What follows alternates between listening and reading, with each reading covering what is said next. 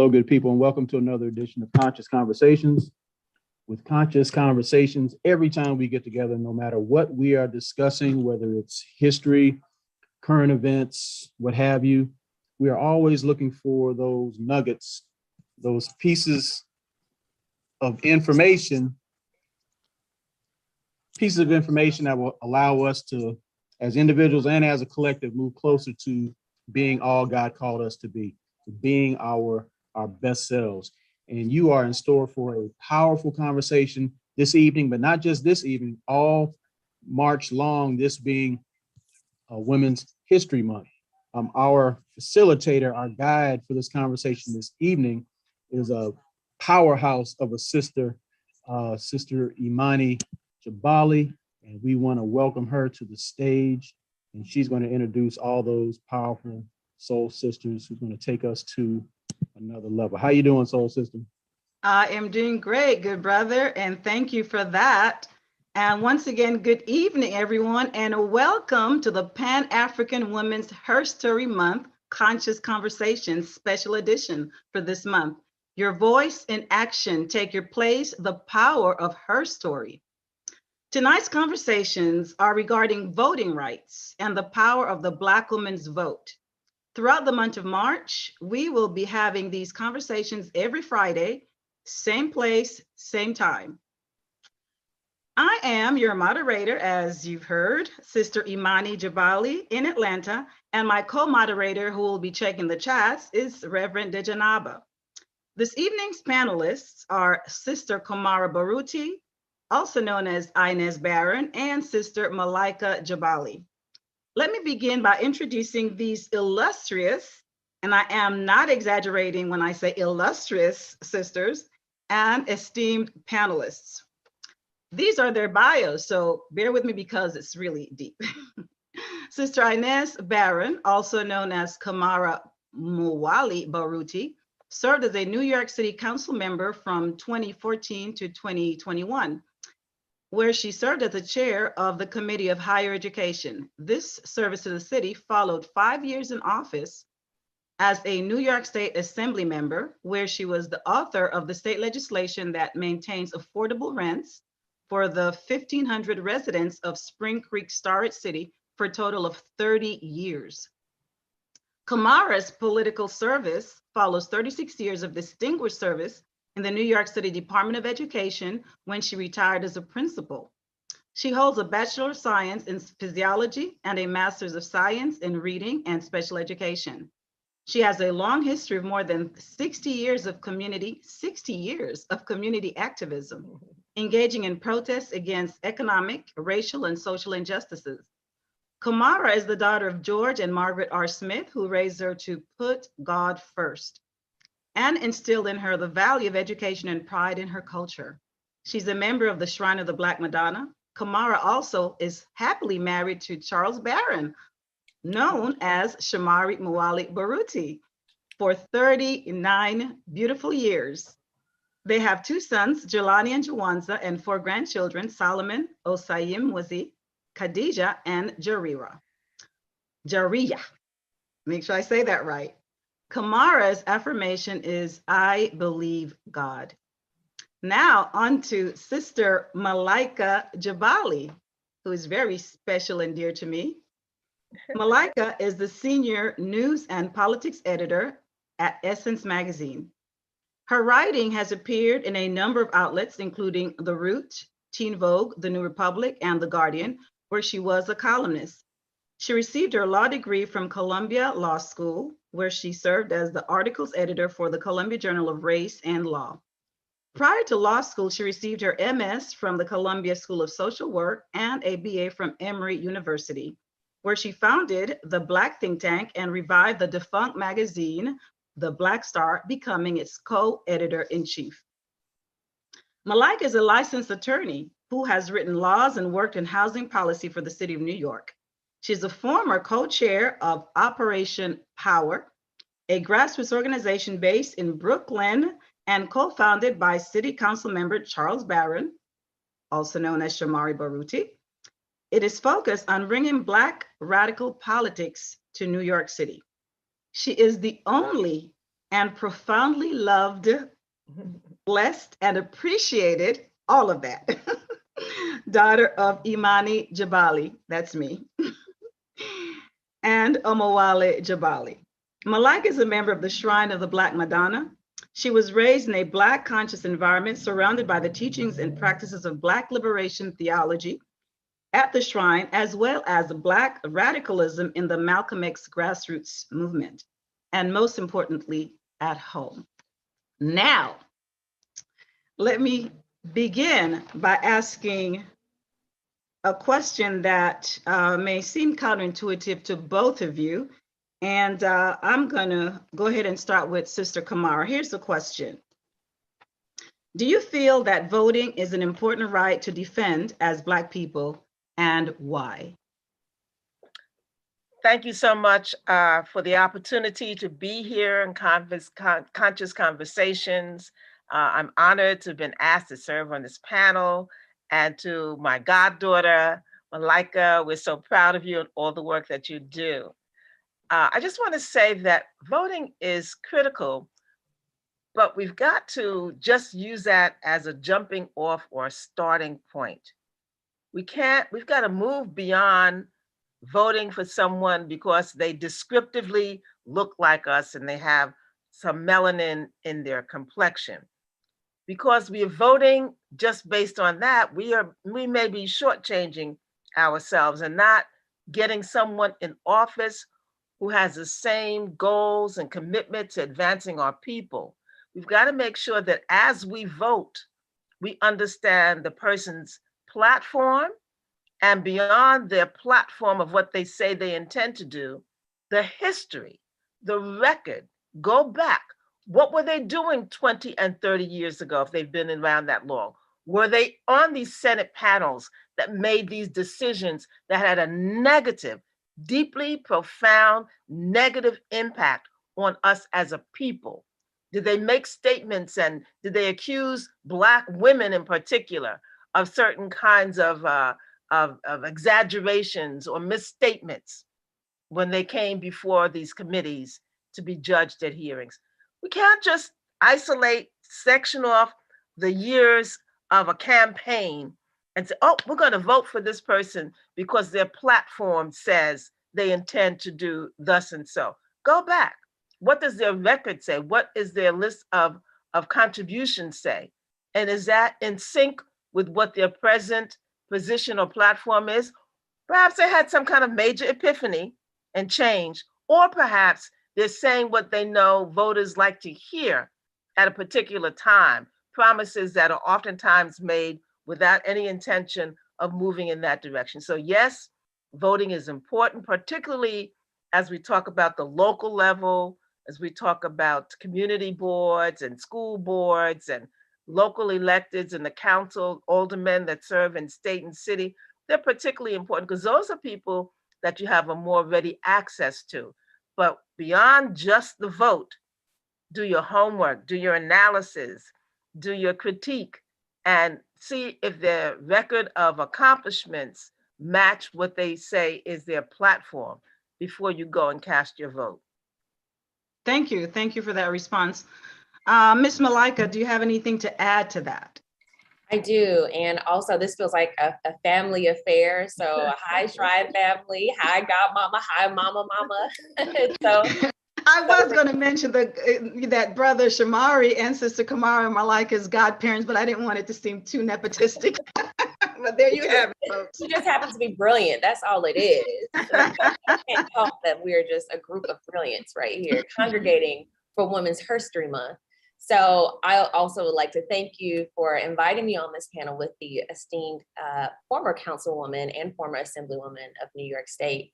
So I believe obviously that voting is important, but I think as Black people, we are intentionally constrained within the conversation of voting and not power. So when it comes to thinking about voting rights or getting involved in elections, I think we need to have a larger conversation about electoral power. As you mentioned, I was the co-chair of an organization called Operation Power. And the reason my godparents co-founded Operation Power was so that we could go beyond simply reacting to politics, that we could go beyond just simply going into the polling booths, but that we actually accessed power in legislative halls, in executive governments and executive agencies, so that we control budgets. Because if we are limiting ourselves to who already exists within a two-party machine that has a ton of power, they set the agenda, they set the rules, they make it virtually impossible for anybody else who goes out of their particular agenda, which is a capitalist,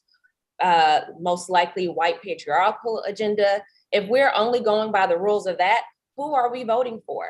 And this is the reason why ever since I even got the right to vote when I was 17 and a half and I could vote, I've been hearing this conversation about the lesser of two evils. I had the honor to vote for John Kerry. And I remember being on a bus, going to the Democratic National Convention, I believe it was in Boston, Massachusetts at the time. And the conversation on the bus was like, well, I guess we got to vote for the lesser of two evils because George Bush is the only option. That became those were the only choices that we had ever since I had the right to vote. So if we are not expanding what it means to have electoral power, what it means to have voices as Black women, not simply being the symbolic tokens that, for instance, the Democratic Party or the Republican Party wants us to be, where listen to Black women only comes in the flavor of Black women that they like, and not radical Black women, not socialist Black women, not left-leaning, not progressive Black women. It's the Black woman that they uphold, whose votes they want to listen to, are the Black women who are going to go by the party line.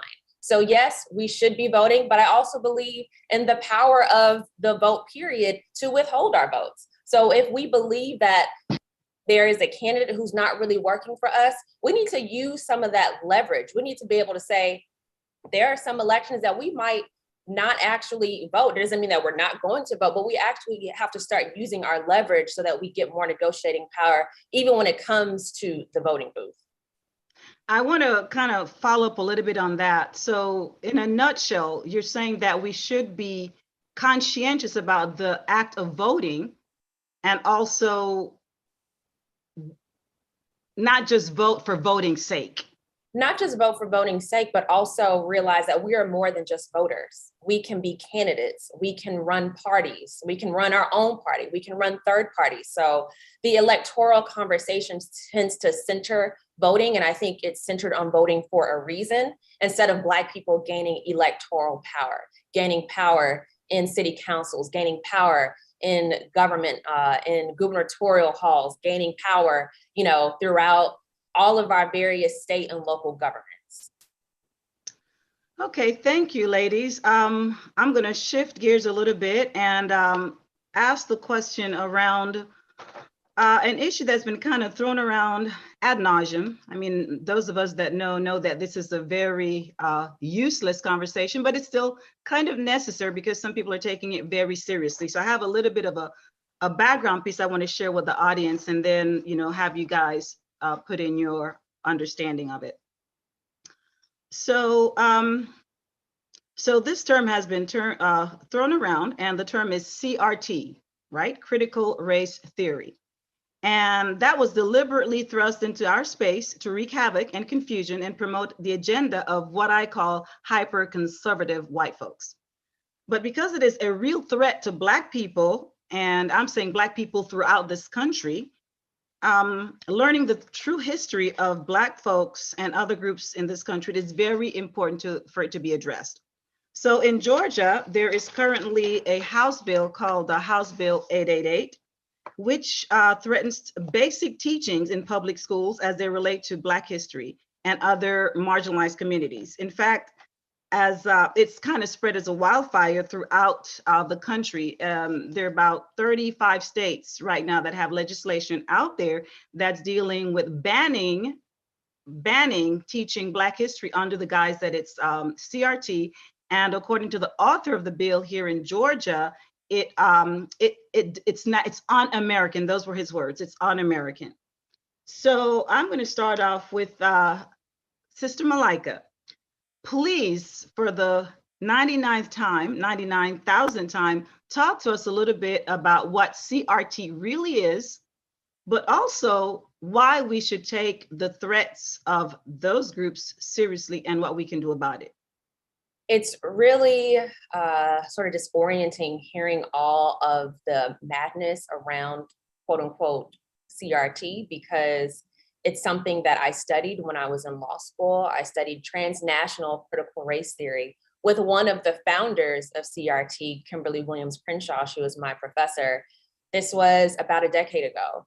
It is a niche field of legal scholarship that was started by lawyers. A lot of them were students of someone named Derek Bell, who was an advocate of saying that, hey, actually, our laws really aren't neutral. There were a lot of white people, white men who still lead legal institutions, law schools, who would like to pretend as if laws are completely neutral, that they are completely liberal on the face of them, and that we could have colorblind Supreme Court cases that won't negatively affect people disproportionately. So it had to be stated by Derek Bell that actually laws can be racist, court decisions can be racist, and a lot of this scholarship came out after a lot of the civil rights cases, for instance, Brown v. Board of Education, when legal scholars recognized that things really weren't changing politically, socially, after all these quote unquote landmark cases, they said, we need to come up with another way of analyzing the law. And so they spun off from a different kind of leftist field of legal thought called critical legal studies. So I'm taking y'all to school a little bit because this is from academia. So I don't want to get, extra historical and technical, but that's how I understood it. That's how I learned it, was by learning about this background. And so fast forward to when I was taking the course Transnational Critical Race Theory, we were looking at the ways that the law promoted white domination or promoted various types of racial domination. So we studied caste systems in India, we studied apartheid in South Africa, we studied subjugation in Latin America. And it seems pretty obvious that the law does indeed promote the power and well-being of people who have more status, influence, and often that is organized by race. Seems like that's a pretty non-controversial statement, but when you're a legal scholar, you sometimes you say things that seem controversial to other people because they're just not used to hearing the truth. So we fast forward now to the George Floyd protests, and there is this one conservative who read some of these books that were influenced by these legal scholars from the 80s. Like, this is a 40-year-old tradition in law schools. I was taught by a number of those critical race theory pioneers.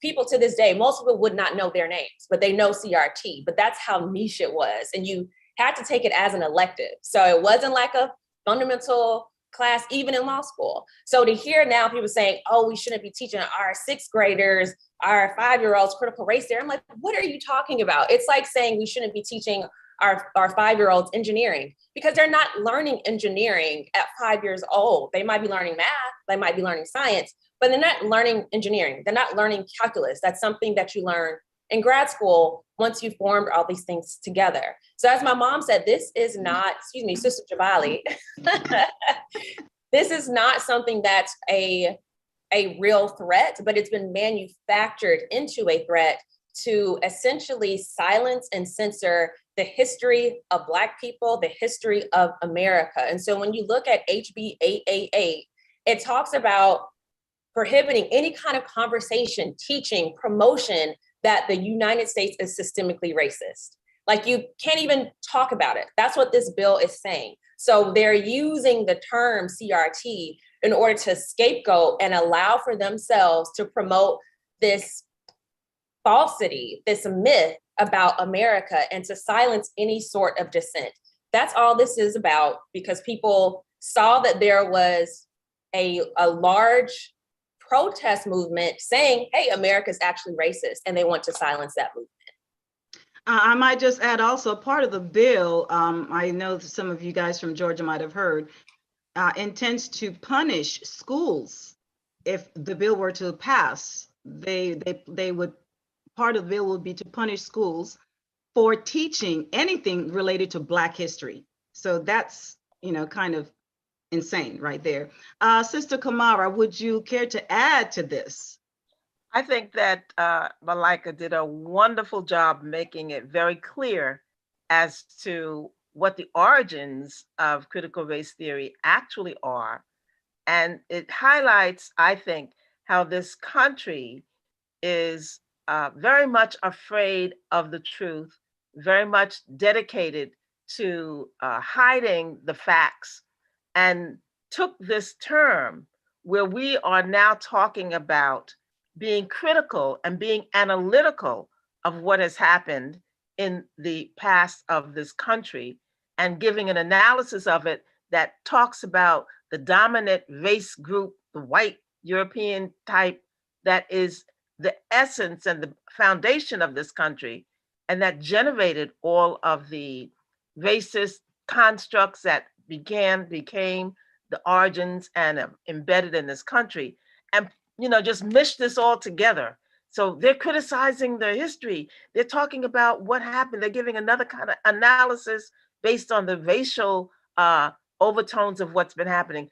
And that's how they decided they were going to attack critical race theory, which in fact, this is not, as Malika has so clearly described, what it is. What they are doing is, in their ignorance of the origins and the intent of what critical race theory is, taking that label and saying that, no, if you're examining the history of this country or the herstory of this country, then we don't want you to have that lens of looking at it from the race perspective. We don't want that. We're threatened by that. We don't want to have the truth told. We have this cognitive dissonance about, oh my gosh, hearing what it is that's really true, but not wanting to embrace it or accept it or acknowledge it in any way. So I think that that's a part of what's happening. And there's always going to be a backlash. Whenever Black folks are moving forward and coming together in an organized fashion, and as happened with the major international protests responding to the George Floyd case, there's going to be a pushback. So whatever gains we get from that immediacy of that program, the white backlash is coming. There's going to be ways to undermine what it is that we gain. Talking about the Voting Rights Act, that's going to be, it's constantly under attack. We've always got to be mindful that what we fought for and what we've gained, we've got to fight to maintain. You can't just say, oh, we've got it, let's move on. No, we've got to maintain that. We've got to solidify it. We've got to have people understand that it's going to constantly be under attack, and we've got to get united, and we've got to get critical and analytical and say, no, this is the reality of what happened. There are a couple of books, what is, I think, Lies My Teacher Told Me, that in fact talks about those kinds of instances where this country tried to subject the African American, but it does not tell of the resistance that came to those threats, does not tell of the success of Black people in fighting back in those regards. And that's what they don't want people to know. That's a part of what they don't want people to know. Thank you. Thank you very much, ladies. My next question deals with another, well, that wasn't a complex issue, but this one is. So my question is about reparations and how our voices as Black women, as Black people, can bring that closer to reality. Some folks say it's far-fetched, it'll never happen. But I'm going to start off with you, Sister Kamar, because you have firsthand experience with the possibilities of reparations and how our voices and our votes as Black women and as Black people can make a difference in regards to reparations. I think that as we talked about critical race theory morphing into something other than what it started out to be, reparations is a title that people are throwing onto programs and financial assignments to our people that are not, in fact, reparations based on the historic enslavement that we were subjected to, but in fact, they're taking these programs that city governments and state governments are giving, or scholarships that are being given, and calling that reparations. And that's a grave disservice. No, those are entitlements that we have now as people living in whatever municipality or state we're in, that we are entitled to because of the conditions that we're in now that have for so long not been addressed. So those social programs, those educational benefits that people are getting are not, in fact, reparations. Reparations is looking back to the hundreds of years that our ancestors worked, uncompensated, unpaid, to build the country's wealth, to bring us to where we are in terms of our status economic, in terms of the country's status economically in the world. So that's a very distinct part of our history. Those are the decades, those are the centuries of free, uncompensated labor. That's what we're talking about when we say reparations, not the current situations of what the government is entitled to do for you because you are a resident or you are a citizen. So that's the first very important thing. People now are missing the understanding that no, what we're getting now is not reparations. It's not those programs that acknowledge, listen, for hundreds of years, your ancestors gave their talent, their skill, their intellect, their labor. They were mistreated. They were subjugated to horrible conditions. Their families were destroyed and separated, never to be reunited in many instances. That's what we want reparations for. That's a very distinct entitlement category that deserves reparation. They stole us from Africa. They extracted our labor and our intellect, and they enslaved us here. And then they subjected us to Jim Crow laws after that. That's reparation. That's a separate body. Those things that are exacting now, that scholarships that are being given and additional money that's being put into a state's limited budget, those are not issues and examples of reparation. What we're proud to say is that Shamari did introduce a bill in the New York State Assembly, which calls for the establishment of a commission which will come together and will examine all of those characteristics of what was due to us in the form of reparations. And that commission will make suggestions and recommendations as to how those reparations will be awarded. And what's so important is that the majority of the people who are members of that commission are in fact Black, which has never happened before. It's always been, oh, well, the governor's going to put his people on, and who are predominantly white, and the Assembly and the Senate are going to put people on. But we are demanding that organizations that have a history of working in reparations, organizations such as NCOBRA and December 12th, and Dr. Ron Daniels' organization, be in fact those persons that serve on that commission and come up with their recommendations as to who's entitled to reparations, how much it should be, and the forms in which that reparation will be given.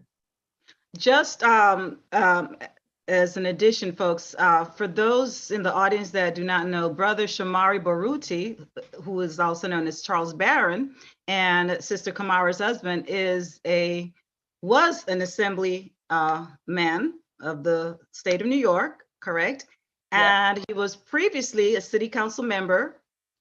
Inez then took his position. They were very strategic about this, folks. And once her term was up, at this present time, Charles is once again the City Council of New York. So that's the bill that Shamari had put together that that Sister Kamara was referring to, and that was, like, for me, it was very historic, and it's so significant because in so many instances people think, well, it's like I said, it's far-fetched, it's hard to attain. But I do believe that if we deal with it from state to state and we do things that are manageable, we can see that come into reality. And I think it would give us also some some encouragement to push for that, because that is one of the most important issues, I think, of our times. Sister Malika, would you care to add to that?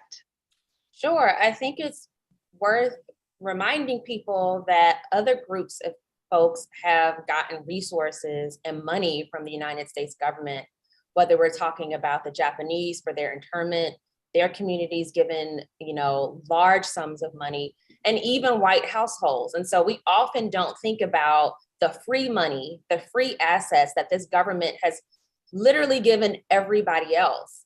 There is the 1862 Homestead Act that people may not be familiar with. We didn't get our 40 acres and a mule. However, the 1862 Homestead Act gave away 270 million acres of land that almost exclusively benefited white people. The law didn't exclude other races, but because of the requirements for it, the vast majority of it went to white people, 270 million acres of land.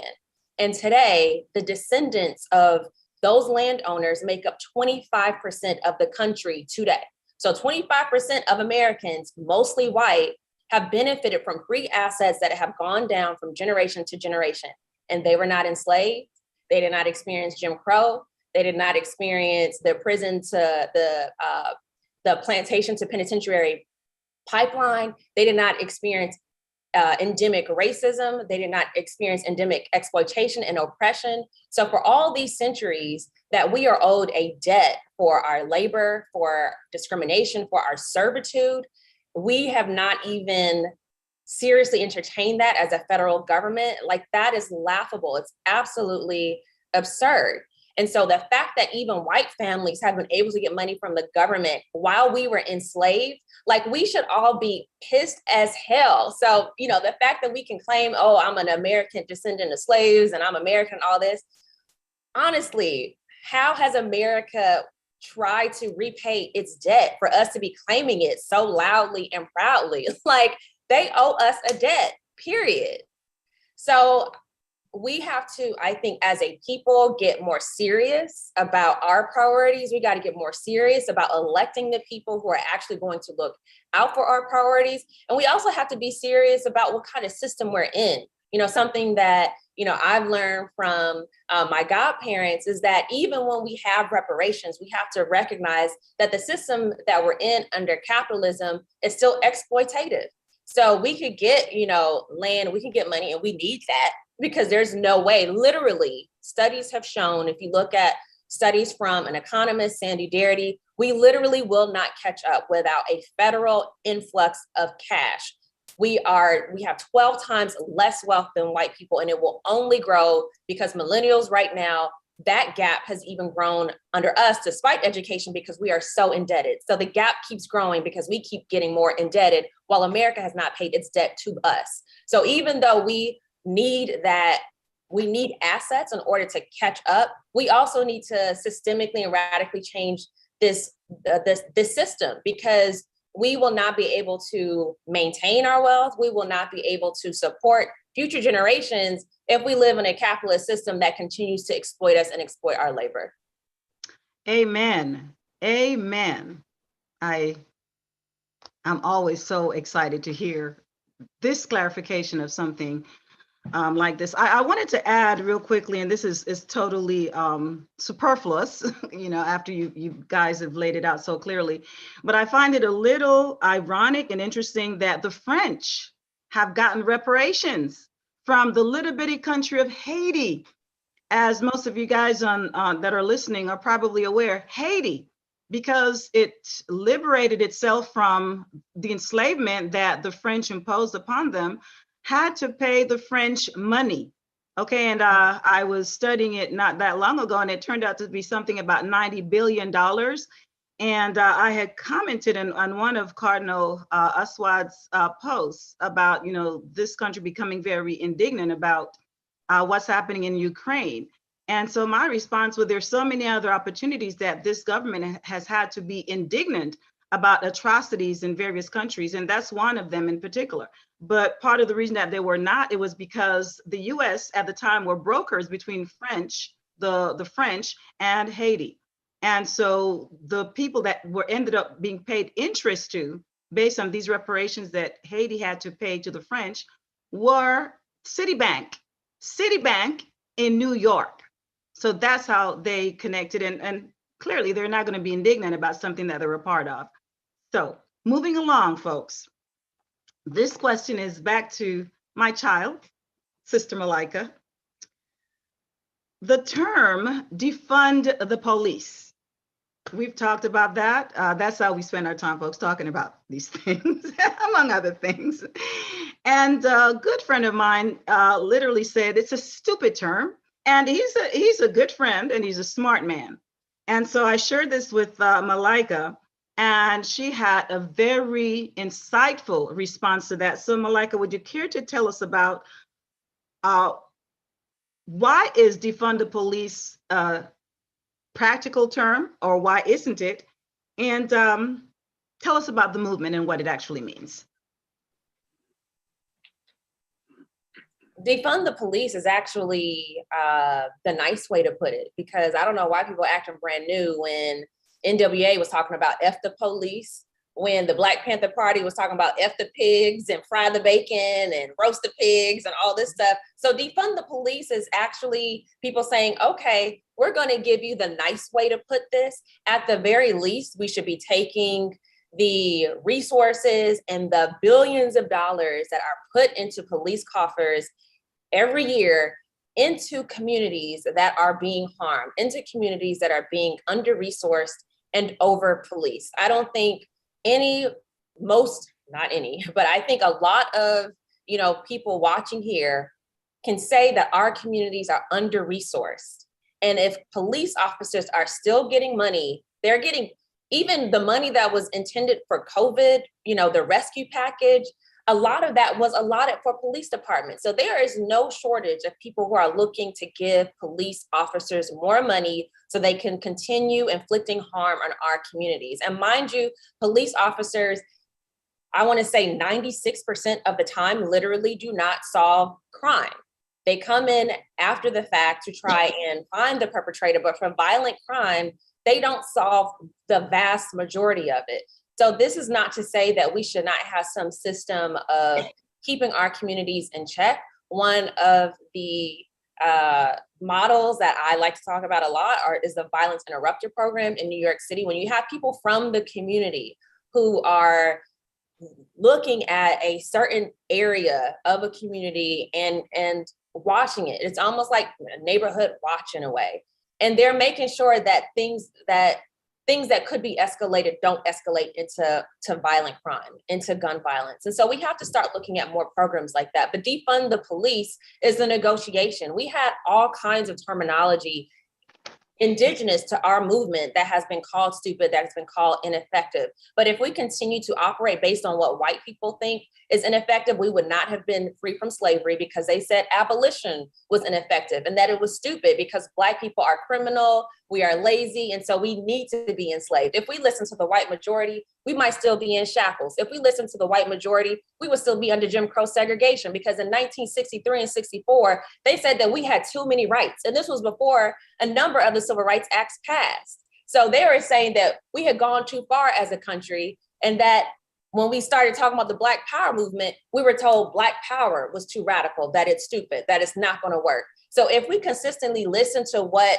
oppressive systems have to say about our freedom, we are not getting free. The bottom line is that we have too many police officers who have way too much, literally it's constitutionally allowed for them to discriminate against Black people. Read the new Jim Crow. They can discriminate because they're given wide leverage, given the kind of cases that they have to handle, because, self-defense claims and all these types of things for the type of job that they have. So they are legally allowed to discriminate against us. So if they are allowed to be racist, why do we want more of that? The system is working exactly as it's constitutionally and intended, and as it's intended by the Supreme Court. It's working just fine. So we have to break that cycle. Thank you, sister. Sister Kamara, would you be interested in adding to that? Yes, we talk about that phrase, defund the police. And in New York City, there was a lot of movement in the street, a lot of pressure, And that was the rally cry for those who were there.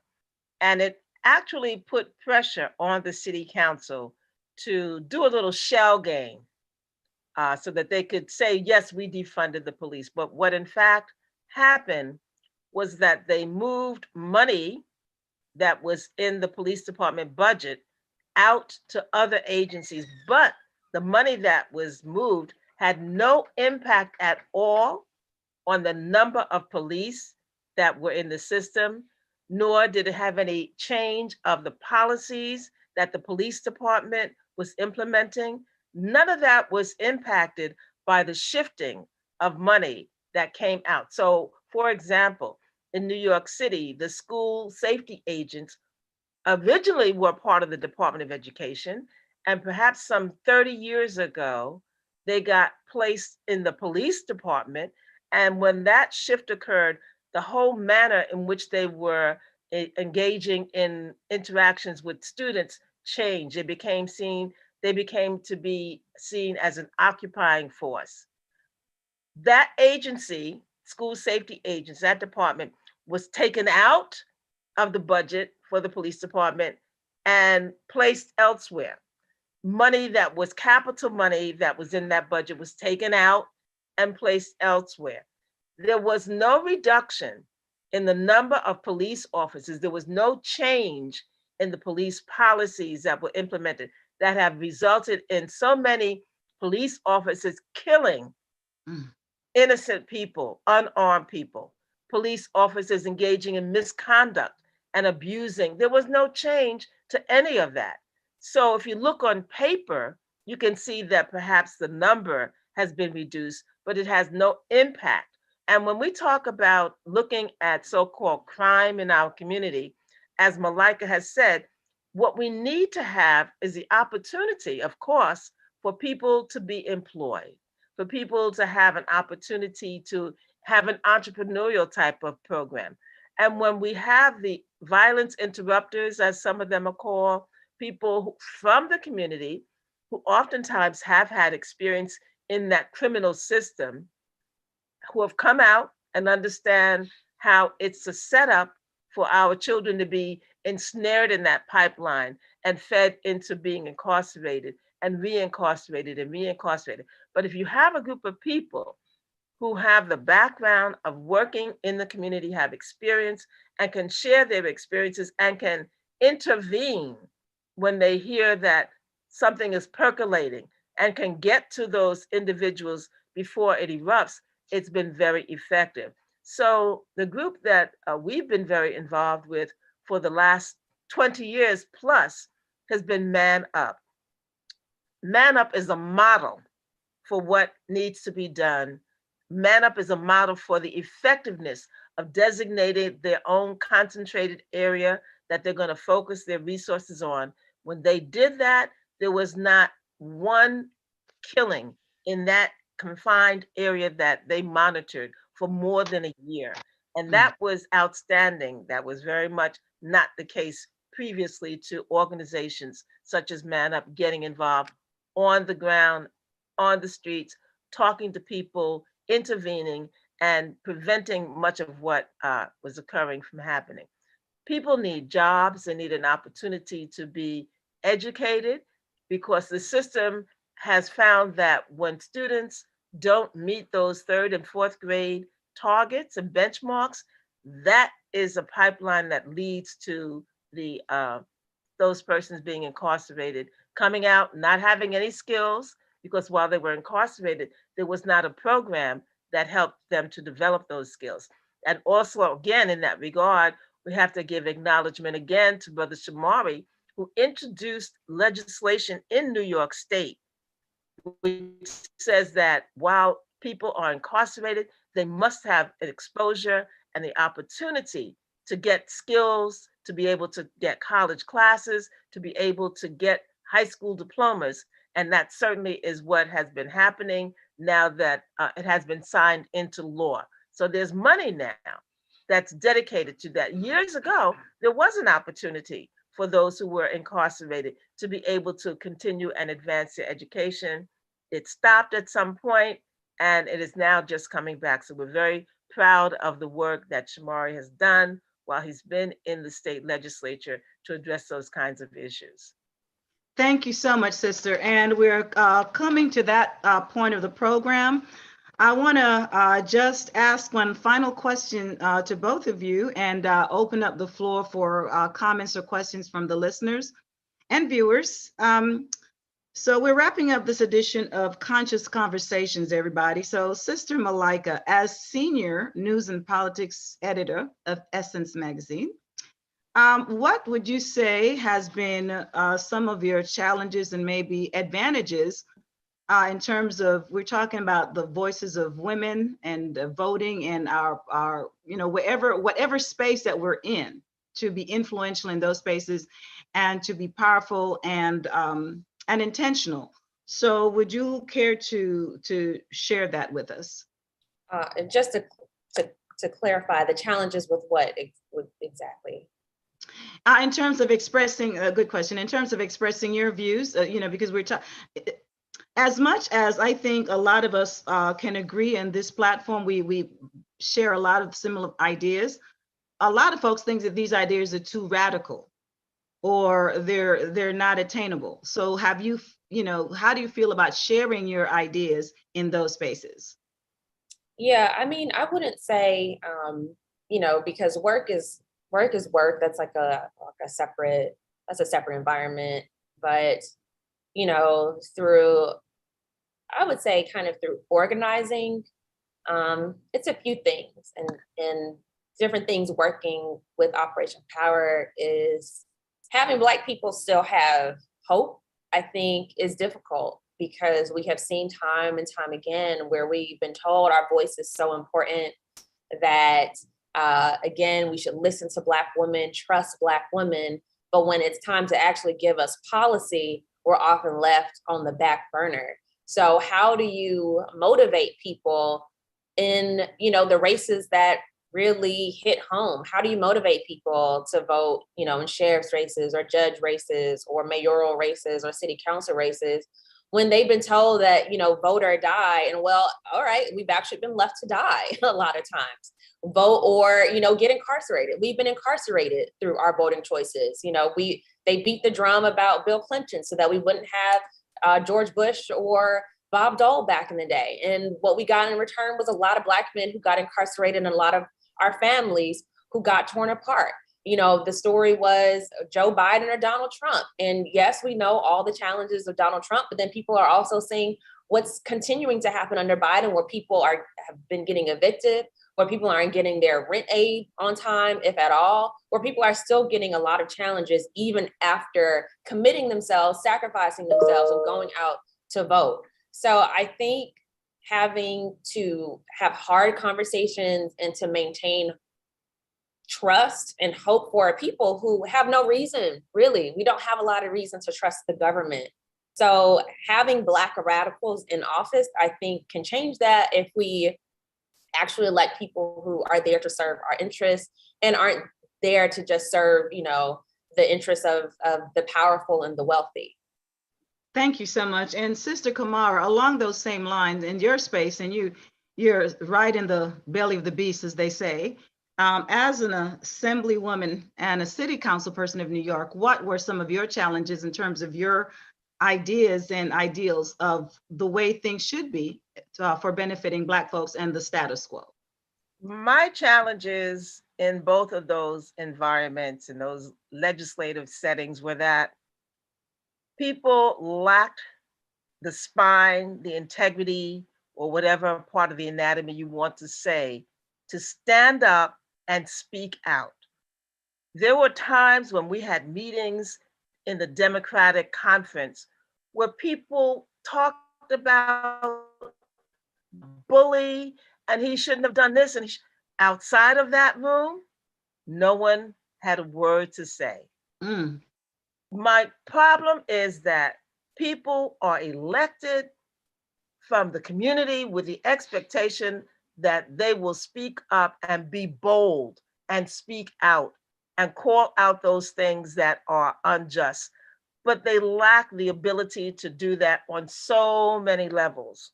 They will even come to me or to Shamari after, you were right, I agree with you. I said, well, you're going to say something about it? No, because I'll get punished if I speak out.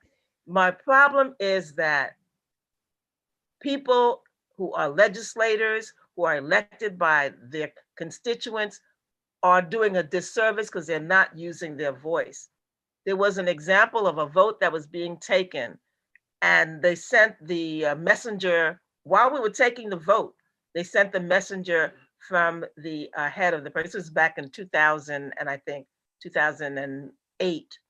And I was fairly new, and he came over. He said, "Assemblywoman, we know that you're going to not vote for this bill, but I was sent to ask you if you would please just not speak."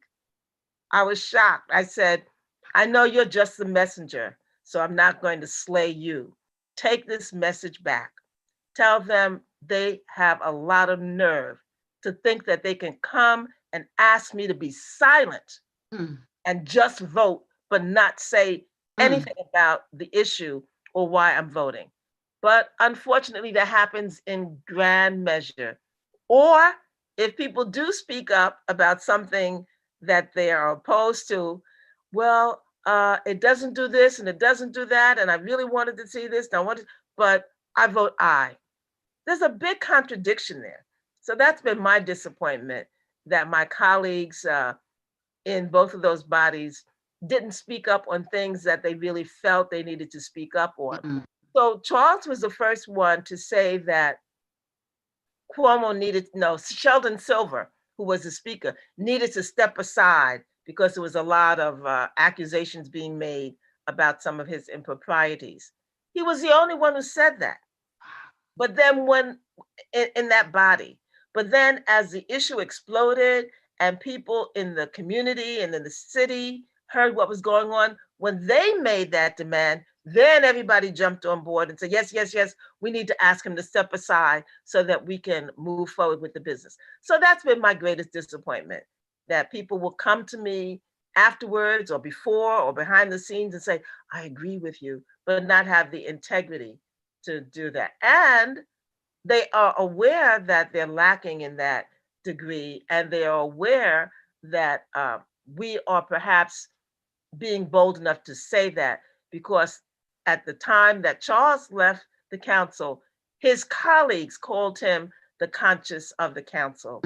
And when I left, I can say that they also put that label on me, which I embrace and were glad to accept, but just that they would get more commitment, more integrity, more strength to say that this is wrong, whatever the issue is, and I'm not voting for it, or this is wrong and I'm speaking out against it. Sisters, this has been so enlightening, uplifting, and motivating. And I do hope that we take this conversation, guys, and go out and act on it and share our voices and our votes and just all of the actions that we can take. Now, I'm going to go ahead and open it up if we have time for questions. I heard my name. Yes, Sister Monty, we've been having the chat has been on fire since the whole Wow. presentation Okay, let's began. go, Bishop Janaba. Share with us, please. Well, one of the things, people have shared their appreciation for the conversation, that they have said that this is something that we really should do on a regular basis, that it's a wonderful discussion. They're glad that they tuned in. A lot of people had other choices on Friday evening, but they're so glad that they did come in, that we need to use our leverage, as you have so eloquently stated, and that, you have to stand in your truth, that there are going to be challenges, but, we have to keep standing in our truth. And, just overwhelming support for what the conversation is and for the service that you sisters have done in terms of the political arena, and the great teaching from, on critical race theory, because, that's one of the biggest myths that's been put out there, that is just thrown in everyone's face to the point where you're talking about a negative narrative, so it was really a powerful conversation and everybody appreciated it. And, we know we want them to like, comment, and share so that this message circulates and they can hear it again and again. So are there any questions that we need to respond to, or are we about to wrap up right now? There are no questions. They just say keep up the good work. Well, I guess that's it for our program, ladies. I'm in awe. I'm really in my own child. I'm in awe of my own baby. Okay. Sister Inez, Kamara, Baruti, you guys know our history. You guys are just like heroic to me, you and your husband, my friend Shamari. I appreciate you all for being here tonight. I appreciate Wait, before you close it, why don't you ask people? You might need to, encourage it. So ask people if they have questions. Okay, folks. My daughter's a pro at this. Do you have any questions? Well, I'm actually looking at the time because I didn't want to go over time.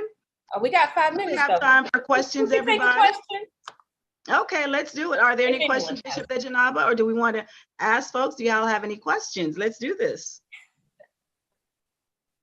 Don't be shy now. They're just sharing their appreciation, that they're thanking you for the wisdom and the experiences. They appreciate you. They're so glad about the message. So no questions have been posted. I think you did such a wonderful job. It's like thorough. It's plain. You made it plain. Thank you. Maybe I'd like to, just in closing, encourage people to examine the life of Fannie Lou Hamer as we're talking about women and their voices in this political arena. Just briefly, she was the person who was instrumental in the Freedom Democratic Party, the Mississippi Freedom Democratic Party, who challenged the establishment, who said, no, we're not going to go to this convention and just let the white Democratic Party extricate us and not allow us to do that. We want to be seated and we want to be delegates. They came back with a compromise. Well, we'll let 2 of you be seated. She said, no, we didn't come all this way for just 2 seats. We're not taking them. I'm not taking them. She was with that position, and Martin Luther King and others said, no, let's take the 2. She said, no. And so often people settle for less than what they are entitled to. So she was very much disappointed with that and went back to Mississippi and had the pig farm where they were going to breed pigs, use the money to buy land and develop. I think she was able to buy 40 lands with that process. But I just want to encourage you to go and read about Fannie Lou Hamer, a great woman. She didn't compromise. She didn't settle. And she went back and had an economic venture for our people. It wasn't for her. It was beyond any personal gain. It was for our people. Thank you very much. Are we done now, my dear Sister Malika? There are questions in the chat. Oh, there are. So you see some questions? Yes, one says, so just by the way, as the former co-chair of Operation Power, I used to be in my mom's position where I had to look at the chat and we would engage in conversations. So, we often had to do this sort of soliciting of comments and get people to not be too shy. But somebody said, how do we get beyond the idea that what these sisters are talking about is too radical? Uh-huh. I think it's just a matter of us being bold and going to conscious raising. This is conscious conversations. We got to talk to people. We have to educate people. Back in the 60s, we said, how are you going to make the Black nation rise? You got to agitate, educate, and organize. And I think that's what we have to do. And Malika, since you read the question, what is your take on it? I think we have to, a lot of the times people say this stuff is radical because we don't think about the history. And in order to say that, you kind of have to defy logic and reality. If you go to, I don't want to call out Europe because obviously they have their own problems, but even something like universal health care, we're told that that's too radical. And you go to conservative parties in Europe and they would fight you if you try and take away their universal health care. So just really being armed with the facts. If we know the history of America, if we know public housing, we're like, oh, why are we investing in public housing? They gave it to white people a whole lot. In fact, Atlanta was the very first site of our public housing, Techwood Homes. So when it was meant for white people, that was a thing that we could have. But now, you're getting a handout. But that was how they were able to progress, through the social order. They were given handouts by getting free home loans to go expand into the suburbs. So we can't pretend that handouts are suddenly bad for us, but when everybody else has it, then it should be okay. So in order to say that these things are radical, you really have to be ahistorical and ignorant about what is going on in the world. So we have to call that out, and we have to talk about it as frequently as possible in spaces like this. We have to recommend books that educate our people. We have to get in organizations that teach our consciousness, go to Black reality classes, go to the consciousness, go to these consciousness conversations, go to all Word on Wednesday, go to Operation Power. We have these conversations, and we try and let people know that these are just normal things that we should have as basic human rights. Somebody just asked a very silly question. I know y'all are being facetious. What if Black folk get mad? Guys, I don't know if you want to address that, because I think we probably addressed it earlier throughout this conversation. And it is about 7 o'clock. So I'm going to maybe just for the, anyone who wants to say anything about that. I think the short answer is we don't care, do we? Right. And I think what we're saying is Sister Malika said, we are, it's the conversation, we could go on and on about what we're doing and what we need to do and how we can raise the level of consciousness. I think what we've done is we've whet the appetite of our visitors tonight. And so throughout the rest of this month, just hold on to your seat, because we're gonna take it to an even higher level. Like we talked about, elevate and educate. So we on our way. Right. Yes, there's so much more to come, guys. So remember to tune in the rest of this Pan-African Women's History Month throughout the month of March, because for the next several Fridays, we're going to have some very passionate, involved conversations, pretty much like we experienced tonight. And once again, I want to thank my esteemed, beloved, wonderful guests. I love you, sisters. I love you so much. And we got to bring this whole panel back. Y'all got to do an encore before the month is over. Look at you. Yes, look at you. We have, we could go on for another 2 hours or more, actually. But I guess we're going to bring it to a close right now. And I do want to go ahead and close out with saying thank you. And I want to make sure I thank everybody. I want to thank Sister Abea for organizing the Women's Month program. I absolutely want to thank my dear brother, oh my gosh. Aswad. We know who you're talking about. I'm going through brother, Bishop, Reverend Aswad for having these conscious conversations. Thank you, Reverend Aswad. And also I want to thank my co-moderator, Sister Bishop Dejanaba. Let me see who else I'm needing to thank here. Let's see. They're not right now. Most importantly, I want to thank our panelists. Of course, without you, we would have no program. And obviously, I want to thank the audience. So thank you, everybody. We love you. Be blessed. And go out and make your voices become action. Thank you, and have a good evening.